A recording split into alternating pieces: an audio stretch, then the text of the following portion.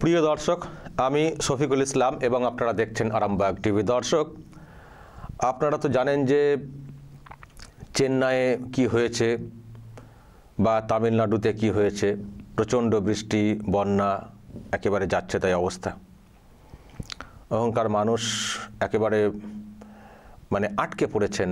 বিভিন্ন স্বেচ্ছাসেবী সংস্থা তারা কাজ করছে, রেস্কিউ করছে, খাবার দিচ্ছে। এবং দেখুন এয়ারপোর্টের চিত্র দেখুন দর্শক, একেবারে যাচ্ছে তাই। রাস্তা, খাল, নদী চেনা যাচ্ছে না। খুবই খারাপ অবস্থা। টানা 3 দিন কার্যত ননস্টপ বলা যায়, রাত এবং দিন বৃষ্টি হয়েছে। যাচ্ছে তাই অবস্থা দর্শক। দেখুন সব বাড়িঘর, অনেক জায়গায় তো 1 তলা 1.5 তলা সব ডুবে গেছে। যাচ্ছে তাই অবস্থা, যাচ্ছে তাই অবস্থা। দর্শক, আমি এই নিয়ে একটু কথা বলবো, ওখানকার বর্তমান কি পরিস্থিতি, কেন বা এরকম হলো। আমার সঙ্গে এই মুহূর্তে চেন্নাই থেকে রয়েছেন আমজেদ আলী, দেখতে পাচ্ছেন উনি রয়েছেন। আমজেদ সাহেব, আপনাকে আরামবাগ টিভিতে স্বাগত জানাই। আপনি তো একটা ঘরে রয়েছেন দেখতে পাচ্ছি, তো এখন কি অবস্থা বলুন তো। আমি এইমাত্র খানা বিলি করে তারপরে ঘরে এলাম। আমি সর্বপ্রথম আপনাকে অনেক অনেক আপনার চ্যানেলকে বিশেষ ধন্যবাদ, কারণ আমি প্রায় দেখেছি আমাদের স্বর্ণকারদের কোনো প্রবলেম হলে সর্বপ্রথম আপনি সেই খবরটা করেন, বা বাংলায় যে সমস্ত আমাদের স্বর্ণকারদের গার্জেন আছে, পরিযায়ী শ্রমিকদের গার্জেন আছে, তাদের কাছে আসল খবরটা পৌঁছে দেন। এই জন্য আপনার চ্যানেলকে আমি আমার বাঙালি গোল্ডস্মিথ অ্যাসোসিয়েশনের পক্ষ থেকে অনেক অনেক ধন্যবাদ জানাই। এখন বর্তমানে আজকের দিনে আপনি কোন একটা পদে আছেন না? হ্যাঁ, আমি চেন্নাই বাঙালি গোল্ডস্মিথ অ্যাসোসিয়েশনের সভাপতি এবং অল ইন্ডিয়া গোল্ডস্মিথ অ্যাসোসিয়েশনের জেনারেল সেক্রেটারি। ওকে, বলুন। তো আজকে হয়নি, কিন্তু কিছু কিছু এমন জায়গা আছে যেগুলো কালকের যে বৃষ্টি, বিগত 3 দিনের যে বৃষ্টি, ননস্টপ বৃষ্টি, তার কারণে কোনো জায়গায় 1.5 তলা বাড়ি ডুবে গেছে, কোনো জায়গায় 1 তলা বাড়ি ডুবে গেছে। এয়ারপোর্ট তো আপনারা সকলেই দেখেছেন। আমার এইখান থেকে 1.5 কিলোমিটার দূর, সেখানে মোটামুটি 5 ফুট থেকে 6 ফুট এখনো জল। আমরা যে খাবারটা বিলি করে এলাম, আপনাদের কি বলবো, একটা প্লাস্টিকের বড় টব নিয়েছিলাম, টবের উপরে খাবার রেখে সেটা আমরা বিলি করতে গিয়েছিলাম, ভাসিয়ে দিয়ে। সব থেকে বড় প্রবলেম যেটা, যে এই জলটা হয়তো বৃষ্টি হয়নি, কিন্তু এই জলটা সম্পূর্ণরূপে ক্লিয়ার করে সাধারণ জীবনযাপনে ফিরতে মিনিমাম 3 থেকে 4 দিন লাগবে, তারও বেশি লাগতে পারে। আচ্ছা, আমি বলছি যে কি এইরকম হয়ে গেল কেন? ওখানে কি বৃষ্টি কি এত কখনো হয়নি নাকি? আর ওখানকার নিকাশি সিস্টেম কেমন শহরে?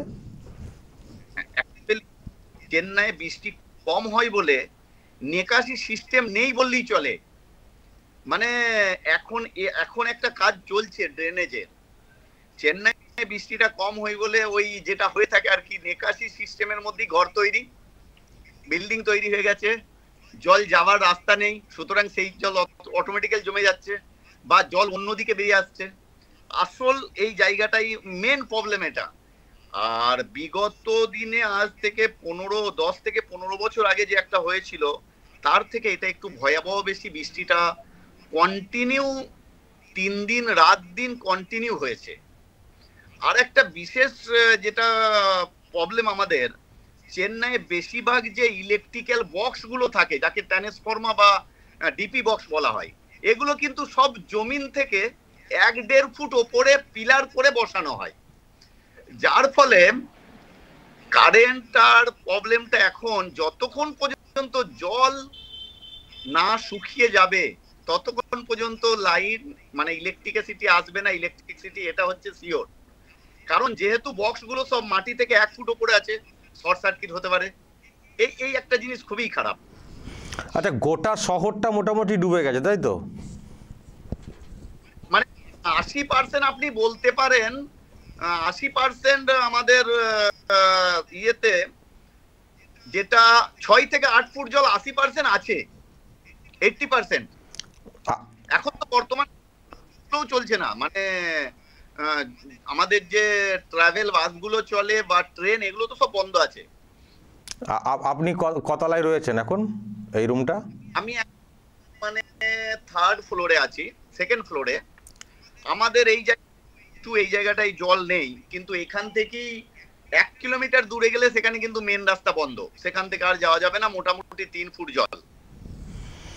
আচ্ছা, তাহলে এখন এই যে এরকম অবস্থা, মোটামুটি সব গৃহবন্দী হয়ে রয়েছেন, আমি অনেক ছবি দেখছি, সব উদ্ধার করার চেষ্টা হচ্ছে, মানুষ তারা খাওয়া দাওয়া, পানীয় জল এগুলো সব কি করে কি পাচ্ছেন? প্রবলেম, আমার মতো অনেকই ব্যক্তি এখানে নেমেছেন এবং সরকারও কিছুটা ব্যবস্থা করছেন।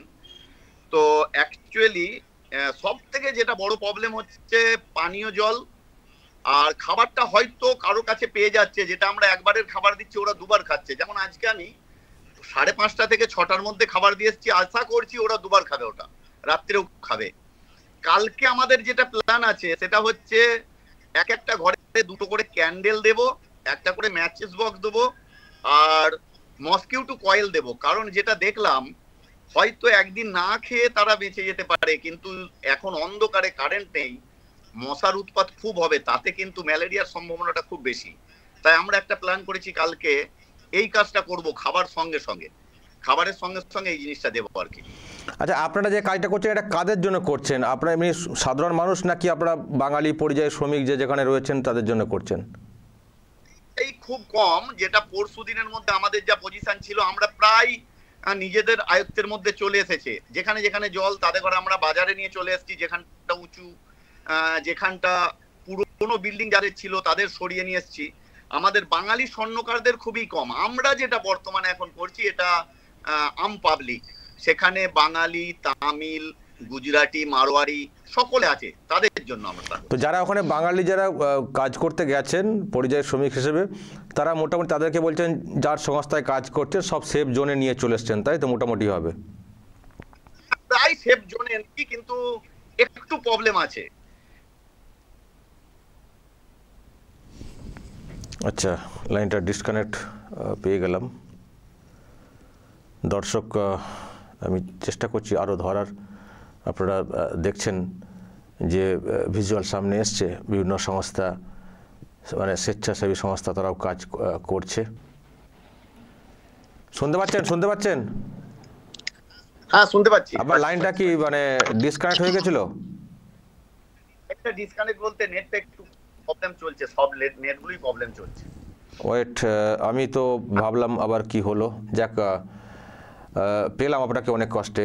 আমাকে একটু বলুন তো, যারা এখান থেকে তো অনেক মানুষ আবার ওখানে চিকিৎসা করাতে যান বাঙালি, তারাও তো অনেকে আটকে পড়েছেন বলে খবর পাচ্ছিলাম। আপনাদের সঙ্গে কি কোনো যোগাযোগ হয়েছে ওখানে? মানে একটা টিম ছিল যে তারা ওই অ্যাপোলো হসপিটালের পাশে যেখানে এখন জল জমে আছে, তাদের মেন প্রবলেম খাওয়া পায়নি, খাবার পায়নি তারা। আমাদের একটা এমার্জেন্সি গ্রুপ ছিল, সেই গ্রুপ থেকে আমরা করেছি কি তাদের টেম্পোরারি খাবার ব্যবস্থা করেছি, এবং একটা নাম্বার আপনার থ্রু বা দিচ্ছি এবং আগে দিয়েছি আমরা। নাম্বারটা হচ্ছে 9176-291, আর একবার 291, আর একটা নাম্বার দিই 9789980990। তার মানে দেখুন, দুটো নাম্বার আপনি বলেছেন, 9176-291-291, আর একটা হচ্ছে 9789980990। যদি ডাক্তার দেখাতে এসে কোনো পেশেন্ট বা কোনো তাদের পরিজন যে কোনো সমস্যার মধ্যে থাকে, এই নাম্বারে ফোন করলে আমরা অবশ্যই তৎক্ষণাৎ কিছু ব্যবস্থা করব। কারণ আমাদের এখান থেকে খুবই কম টাইম, মিনিটের মধ্যে আমরা পৌঁছে যাবো তার কাছে। কারণ মেন যেটা সব থেকে দুঃখের বিষয়, যে কলকাতা থেকে যারা আসে তারা বিশেষ করে তামিল জানেন না, আর এই সময়টাই তাদের ভাষার জন্য একটু প্রবলেম হলে কি তারা ঠিক মতো পরিষেবাটা পাবে না। তাই এই নাম্বারটা আমি বিশেষ করে